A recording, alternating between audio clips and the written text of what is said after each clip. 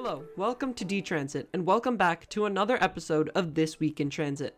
Today we'll cover Musk's Amtrak privatization proposal, a new bus system in Chicago, labor disputes across the country, a new rolling stock in New York, new light rail vehicles in Portland, and a potential new rail line in the Rockies. If you enjoy This Week in Transit, be sure to like and subscribe to the channel. Without further ado, let's get started with This Week in Transit.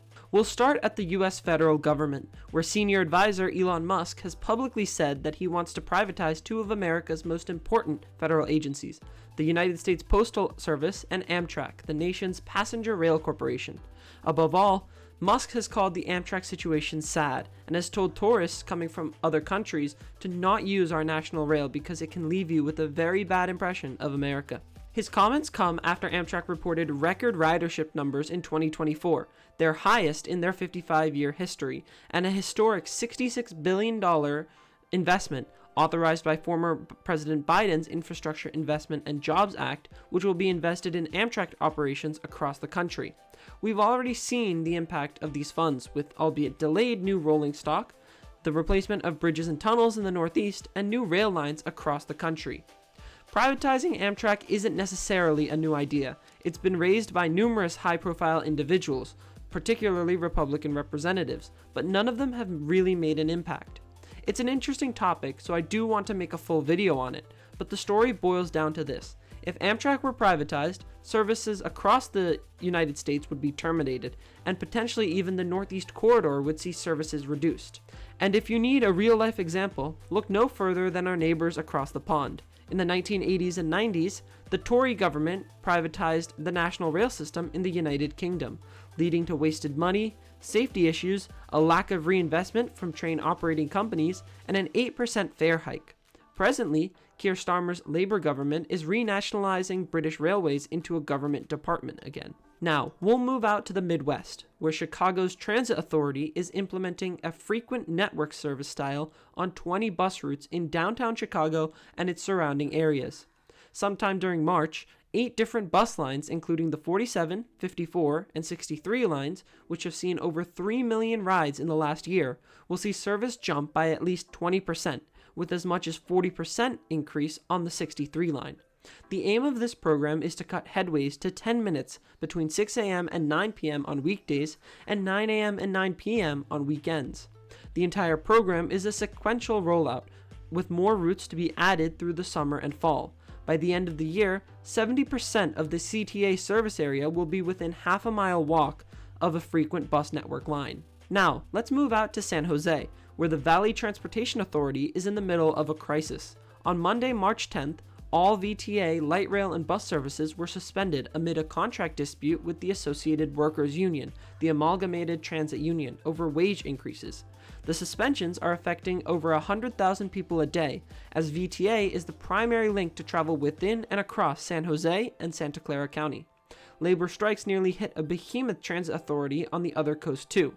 New Jersey Transit, operator of almost all bus and rail service in New Jersey, was warned of a potential strike in March 2025 by the Brotherhood of Locomotive Engineers and Trainmen Workers Union.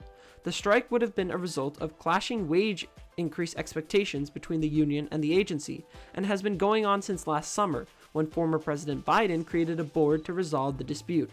The strike was averted when new CEO Chris Kaluri and the union chairs came to an agreement over a labor contract last week.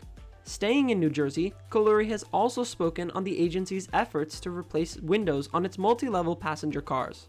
New Jersey Transit windows are notorious for not being very windowy at all.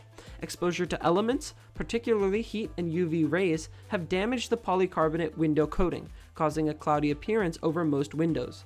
Kaluri has confirmed that a new plan is in place to shorten the time to replace the windows from 6 years to just 3 years, and all 400 multi-level cars will have their windows replaced by mid-2028. The announcement comes as the Portal Bridge has reached 80% completion with the installation of the third and final span, and the introduction of new customer experience enhancements at transit hubs like Newark and New York Penn Station, all coming in a wave of improvements and enhancements under new CEO Chris Kaluri. We'll move east to New York City, where the MTA has unleashed 2 of their new open-gangway R211T trains on the G Crosstown line, which links the western ends of Queens and Brooklyn. The G operates 300-foot trains, half the length of normal B division standards. The R211T trains have open gangways, akin to that of the S stock on the London Underground's subsurface lines. The Fleet Edition is a welcome refurbishment in a G line that is often rampant with infrastructure issues. In total, the MTA expects 1,610 R211 cars from Kawasaki, a mix of open and closed gangway styles. They'll replace all R44 trains on the Staten Island Railway and all R46 trains that currently operate on the A, C, and Broadway lines. Now, over to Portland, Oregon, where TriMet is investing $221 million of its proposed $1.9 billion 2026 budget in capital improvements, including a replacement of some of their oldest light rail vehicles. The new vehicles, which would cost about $66 million, would likely replace their 26 Type 1 vehicles, which were delivered by Bombardier in 1986. Alongside the fleet refurbishment, TriMet also calls for expansions to the north-south streetcar line and a replacement of the Interstate Highway 5 bridge. Lastly, in Colorado, one of the state's most impactful rail projects looks to be taking steps forward. The Front Range Passenger Rail is a proposed intercity north-south rail line that would, in its entirety, connect Cheyenne, Wyoming with Albuquerque in New Mexico via Denver.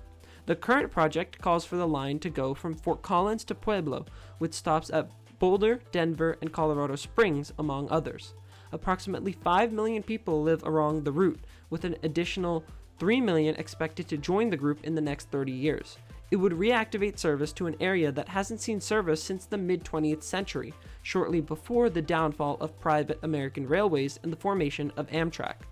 The railway previously had a completion date of 2040 due to cost overruns in the early 2010s, but recent developments from Colorado's capital and largest city suggest that service could start as soon as 2029. An early analysis presented this week to officials from the RTD and Colorado's Department of Transportation put startup costs at about $800 million for 3 round trips a day between Denver and Fort Collins. While this is a far cry from the destined 15-minute headways proposed by the RTD, it's much better than waiting until 2040 to have any rail service at all. This iteration of the rail line would connect Fort Collins in the north and Denver in the south, via Longmont and Boulder. And with that, we come to a close in today's This Week in Transit episode. If you enjoyed, be sure to like and subscribe to the channel, and comment any big developments that I may have missed. Thank you for watching, have a great day, and I'll see you next week.